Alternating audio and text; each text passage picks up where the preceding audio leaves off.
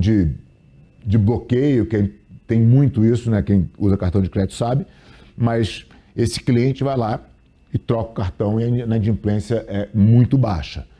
Quando o ticket é mais baixo, eu iria para um modelo híbrido entre recorrente e planos. Quando eu faço isso, existe o recorrente normalmente. Como é que a gente fez para transformar todo mundo em recorrente? O recorrente era o melhor plano, era o mais barato. Nesse caso aqui, não necessariamente. Você pode trabalhar com recorrente num preço mais caro, se você quiser. Fala, cara, esse preço aqui é o... Você não tem que se prender num contrato, então ele é um pouco mais caro. Né? Ou você pode fazer ele mais barato e falar, olha, você pode fazer esse plano mais barato, mas não tem férias. Você pode usar as duas pontas para botar o recorrente dentro dos planos. Né? Você pode usar ele em cima dos planos ou você pode usar ele embaixo dos planos. Essa solução, eu acho que funciona e resolve o problema de quem tem o ticket baixo. Porque se você ficar só no plano também, a gente volta para aquele problema inicial.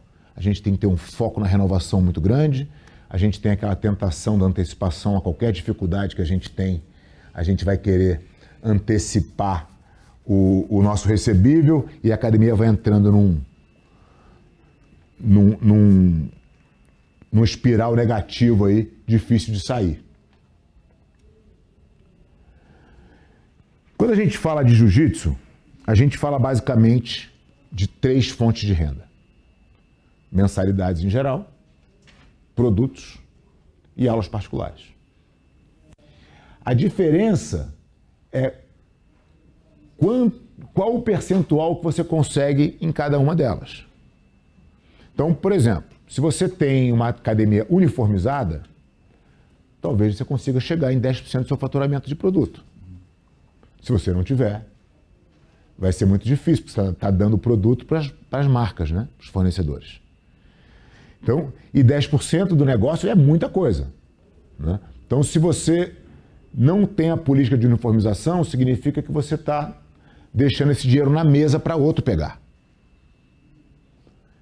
A aula particular é uma política que você deve implementar na tua academia, porque é o maior ticket. É aqui que você consegue subir o ticket médio da tua academia. Ah, mas na minha academia não tem perfil de aula particular. Não, você não tem perfil de aula particular.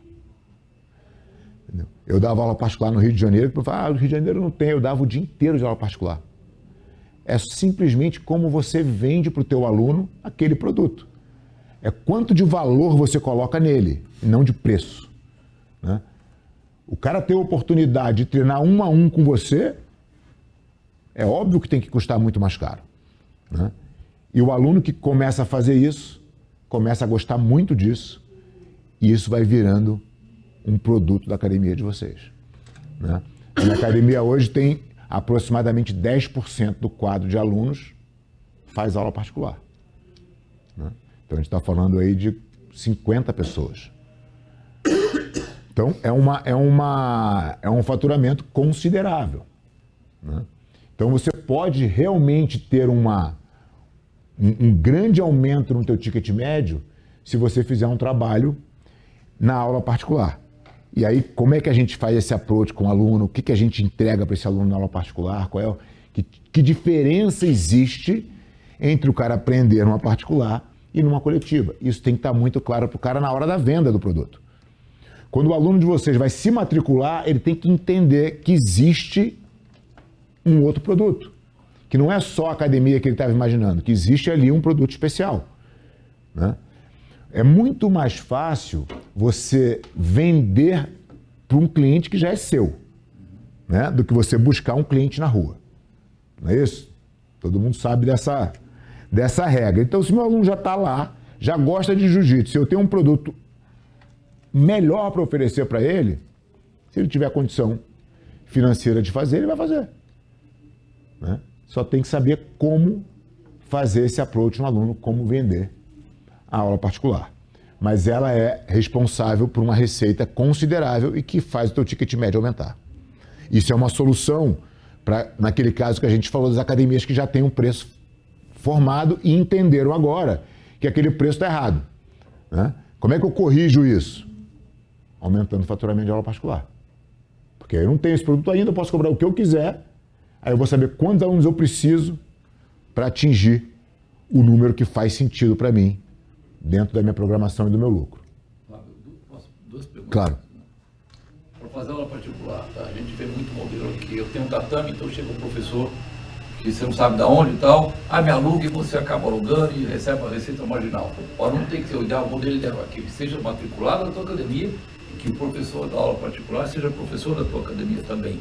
Sim, com certeza. Você estabelece o preço de aula particular como academia e aí fatia. Exatamente. Tá. Assim,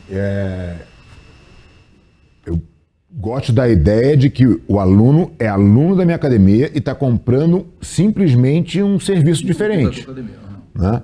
Você está fazendo um upsell naquele cara porque ele está pagando a tua mensalidade normal e agora você vai vender uma aula particular para ele. Eventualmente, esse cara não faz nem aula coletiva.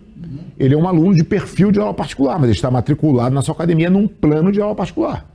Não tem, É o mesmo tratamento. Mas não tem uma pessoa que vem de fora e só quer fazer particular. Tem, esse produto. tem, Você tem que pagar. mas ele é aluno da academia. Ele é aluno da academia. Ele se matricula. A aula particular, o que acontece? Muitas vezes, existem vários modelos, né? Eu dei muita aula particular na minha vida, já trabalhei com diversos modelos de cobrança, até que eu cheguei no modelo que eu acho que é o ideal. Antigamente as pessoas falavam, não, compra um pacote de aula particular. Isso não é sustentável para a academia. Porque você faz um pacote de aula, esse cara vai usando como ele quer. Então você tem que ficar à disposição dele. Ele vai lá, usa uma hoje, daqui a 2 meses ele volta. Quer dizer, você não tem uma frequência, você não consegue falar que está aumentando o teu faturamento em tantos % vendendo um pacote de aula. Você vende para esse cara um plano de aula particular. E aí a gente tinha antigamente, semestral, anual, mesma política que eu tinha na academia com aula coletiva, eu tinha com aula particular. Quando eu terminei com os planos, porque os planos geravam um outro problema. Os planos geravam férias, geravam crédito. Então, se acabava o plano do cara, você tinha mais 2 meses de aula para dar sem receber nada. Então, esse desencaixe também era ruim. E quando você vai tendo mais professores dando aula nesse sistema, vai ficando complicado. Vai virando um passivo de aula que você tem que entregar de um dinheiro que você já recebeu lá atrás. Então, esse desencaixe é ruim. Então, o que acontece hoje na minha academia é que os planos particulares são recorrentes. O cara escolhe o plano que ele quer fazer uma vez por semana, ou 2 ou 3, está no cartão de crédito dele. Ele vai fazer aquelas aulas, se ele viajar, ele viajou, se ele puder compensar, compensa, se não puder, perdeu a aula. Mas o plano dele dá direito a ele fazer, vamos dizer, uma vez por semana, ele vai fazer, na média, 4 aulas por mês, às vezes 3, às vezes 5, depende do mês. Ele não conta mais por aula, ele conta o plano. Eu tenho um plano de aula particular, meu horário é quarta-feira, 10 horas da manhã. Se quarta-feira for feriado, eu não vou ter aula. Né? Mas se tiver 5 quartas-feiras no mês, eu vou ter 5 aulas. Né? Então ele sai da contabilidade ali de quanto eu estou pagando na aula, o que gera um ambiente muito mais fácil de se controlar. Porque aí você só precisa controlar o professor. Né? O professor que deu a aula, para você poder pagar ele. E o professor que não dá aula também não recebe. Então, a academia ainda tem um excedente de caixa daquela aula que não foi dada. Então, o aluno viajou. O professor não deu aula. Esse dinheiro é da academia, do plano, não é do professor. Né? Porque quem vende o plano para o aluno é a academia. O aluno é da academia, o aluno não é do professor. Da mesma maneira que se o professor der a aula e o cartão de crédito do aluno explodiu, a academia vai pagar o professor. Né? Então, esse conceito de... O jiu-jitsu ficou por muito tempo, trabalhou assim, acho que a maioria das pessoas ainda trabalha assim. Eles separam a aula particular da academia, como se isso não fosse um produto. Levando em conta que teu ticket média de 500, né, mês, como é que você precifica esse plano de aulas particulares? Então, a aula particular, ela tem uma... Eu sempre trabalhei, a média que a gente fazia de aula particular antigamente eram $100 a aula, né? Então, a gente foi ajustando um pouco em cima disso, o que é legal, a quantidade de sala que a gente tem, quantas aulas a gente tem que atender. Então, Hoje é menos do que isso para os professores de base, é mais do que isso para os professores mais graduados, né? Mas eu acho que algo próximo disso é um preço justo para uma aula particular, entendeu? E a aula não tem 1 hora, a aula tem 45 minutos, porque não tem necessidade de ter 1 hora de aula. E quando você tem 45 minutos, o que acontece? Em 3 horas você dá 4 aulas, né? Contra 3 aulas se você der aula de 1 hora. E não tem a menor necessidade de ser 1 hora de aula, a aula particular é muito dinâmica. E a diferença de professores, o valor tem diferença de professores. Então, na academia a gente tem algumas diferenças. Na verdade, a gente tem 3 preços. Tem o preço para todo mundo, tem o preço do Michael e tem o meu preço. Isso você pode fazer diferente para cada professor, se você quiser. Não tem problema. O importante é você ter o produto aula particular como um produto da tua prateleira. Eu acho que esse conceito é que tem que ser compreendido. Não é assim, não, deixa o professor dar aula particular que ele quiser por fora ali. Não. A aula particular é um faturamento muito importante para o teu negócio. Só mais uma pergunta. Existe alguma coisa, um mix, aula particular, entre aspas, para 4 alunos? Então, até existe, mas não é que o cara divide a aula em 4. Não é dividir em 4. Não.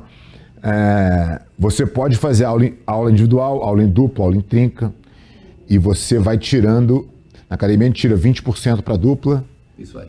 Mas aí cada um paga 80%. Claro, né? Claro. Isso acontece pouco, porque o cara acaba que tem um desconto pequeno, ele prefere fazer individual, entendeu? É raro. Pessoal, eu queria que vocês dessem uma olhada nas despesas, porque o que acontece? O cara fala assim, vou montar uma academia, vou pagar aluguel, vou pagar água e luz. O cara não tem muita noção, muitas vezes, da quantidade de contas que você precisa pagar. E quando você começa a entender a quantidade de contas que você precisa pagar, você começa a pensar no teu negócio diferente. Você realmente tem que montar um negócio de fato, organizado, porque senão você vai ter problema, né? Então, imposto e taxa não tem como correr, né? Se você quiser ter um negócio de verdade, não tem solução. Eu sei que muita gente no jiu-jitsu, nem empresa constituída tem. O cara vai lá e vai na pessoa física ali, dá o jeito dele, pega o dinheiro da mensalidade. Esse cara não vai muito longe. E assim, quem tem essa prática, eu tenho certeza absoluta que vai sair do mercado. Porque as academias estão melhorando, né? A gente está preocupado aqui em entregar um melhor serviço para o nosso aluno. Esse cara que não faz direito não vai sobreviver, né? Então a gente não tem como fugir da lei, né? Então o imposto você vai ter que pagar. Fazer uma reserva. Você não ter reserva na tua academia, quer dizer, você fica extremamente vulnerável, né, para qualquer acontecimento. Estourou o cano. Puta, eu não tenho dinheiro, porque estou no limite de tudo, né? Eu preciso ter uma reserva, essa reserva não é do meu bolso. Essa reserva é da empresa. Pessoal, funcionário, né? Ninguém consegue fazer a operação funcionar sozinho. Por mais que você queira dar um monte de aula, você não vai conseguir dar todas as aulas que a tua academia precisa para ter sucesso. Então você precisa se organizar para construir teu time de professores. Isso não precisa ser imediatamente, você não precisa sair uma academia com 10 professores, mas você precisa entender que isso é uma construção, né? Então a gente sabe que na realidade do jiu-jitsu, você tem sempre aquele aluno que gosta de dar aula, que está mais próximo de você. Pô, vai treinando esse cara, vai educando ele a ser um assistente, a ser um instrutor. Daqui a pouco ele consegue segurar uma turma, vai te tirando hora de tatame para que você possa cuidar do negócio. E é assim que o negócio tem que evoluir. Então, pessoal não tem como fugir. E é um dos maiores custos. Aluguel, obviamente. Água, energia, gás, internet, telefone. Manutenção, que para quem tem academia sabe que assim, é uma conta fixa, embora ela seja variável de valor, todo mês tem, né? Todo mês tem que fazer alguma coisa. Qual é a porcentagem em relação ao aluguel que você acha interessante? A gente vai chegar lá, Então, aí tem mais um pouco de terceiro, estoque de produto, marketing é uma coisa que tem que estar prevista no teu orçamento também, né? E aí outros diversos aí, pequenas coisas. Aí vamos entender um pouquinho da nossa